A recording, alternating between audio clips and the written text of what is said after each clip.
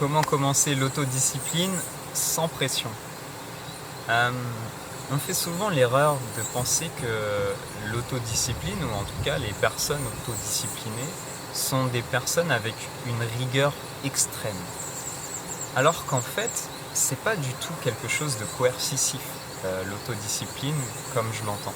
L'autodiscipline comme je l'entends, c'est une autodiscipline qui se base sur des actions cohérentes au quotidien. Pas un grand nombre d'actions forcément, parce qu'en fait, quand on commence avec trop de rigueur, trop de pression, on va se mettre trop de charge. Et ça nous lance dans quelque chose qu'on ne va pas pouvoir tenir sur la durée. Et donc forcément, c'est une voie vers l'échec.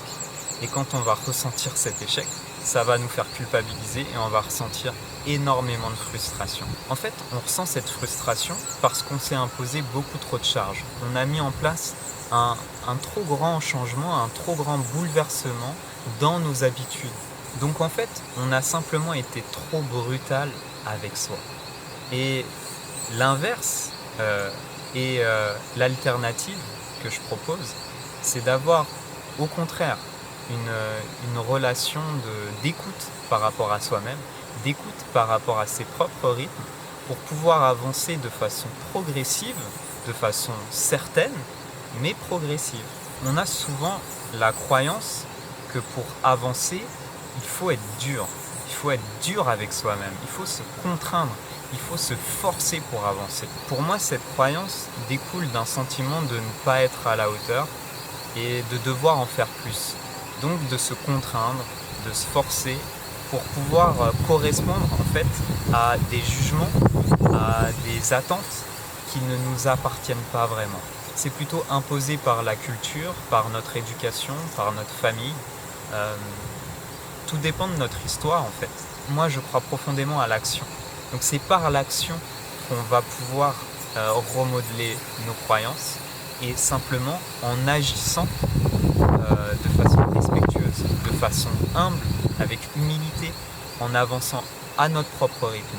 Et petit à petit, on va nouer avec nous-mêmes cette relation de respect et de fierté, dans cette capacité à avancer, à progresser, mais de façon douce et respectueuse. Et finalement, on développe une approche qui est beaucoup plus humble et beaucoup plus durable et souhaitable sur le long terme. Personnellement, j'ai beaucoup de fois entrepris des changements radicaux dans mon mode de vie, que ce soit dans mon activité physique, dans mon alimentation, dans la spiritualité, par des pratiques méditatives, dans la recherche de connaissances. Et en fait, ces bouleversements, un nombre incalculable de fois, m'ont apporté beaucoup de frustration dans le fait de pas être, d'avoir le sentiment de ne pas être à la hauteur de ce que je devais être, de ne pas faire ce que je me disais de faire, de ne pas accomplir autant que je le voudrais. Et en fait, c'est avec l'expérience que j'ai réalisé que dans ces bouleversements, dans ces grands changements, je ne respectais pas forcément mon rythme. Et ne prenant pas en compte ce rythme qui m'est propre, personnel, je m'imposais en fait beaucoup trop de changements brutaux, beaucoup trop de rigueur et de discipline à tenir.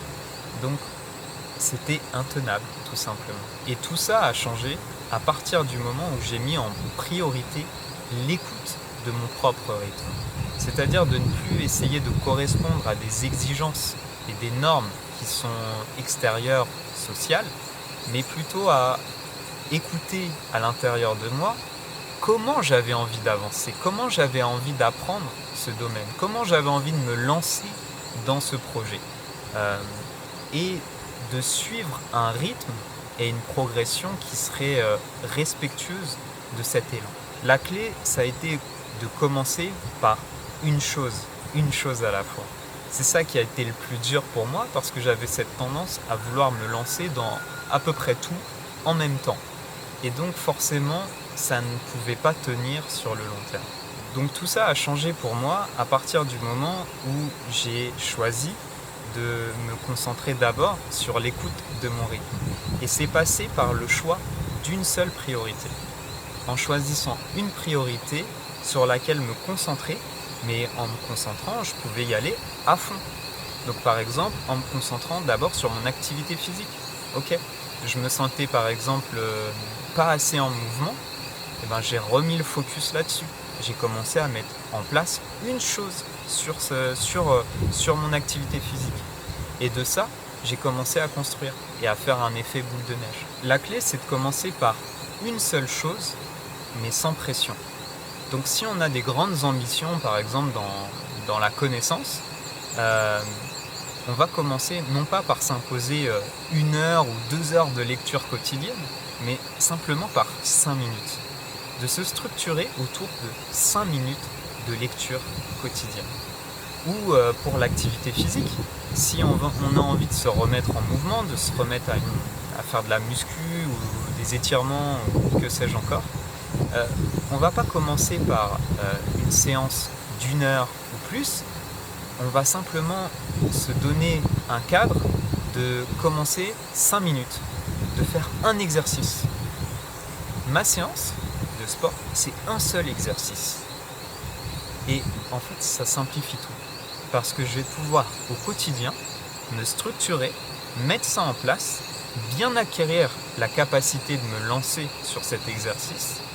Et en fait, je vais développer cette compétence de pouvoir me lancer, me structurer sur une chose.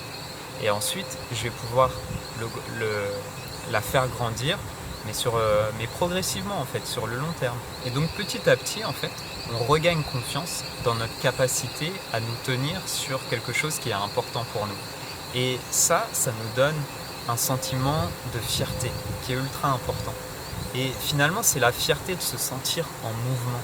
C'est pas la fierté d'être parfait, mais celle de pouvoir avancer avec constance sur ce qui est important, pour nous. Et ça, ce sentiment peut se créer avec de toutes petites choses. Pas besoin de réaliser des exploits, juste de toutes petites choses accomplies jour après jour vont nous aider à nous construire intérieurement avec ce sentiment de fierté d'accomplir. Ce que je vous suggère, ça serait de commencer par une pratique, une habitude, quelque chose qui est important pour vous, qui va dans la direction de ce que vous avez envie d'accomplir en tant qu'être, de ce que vous avez envie de devenir, et de commencer par une action, mais tellement simple.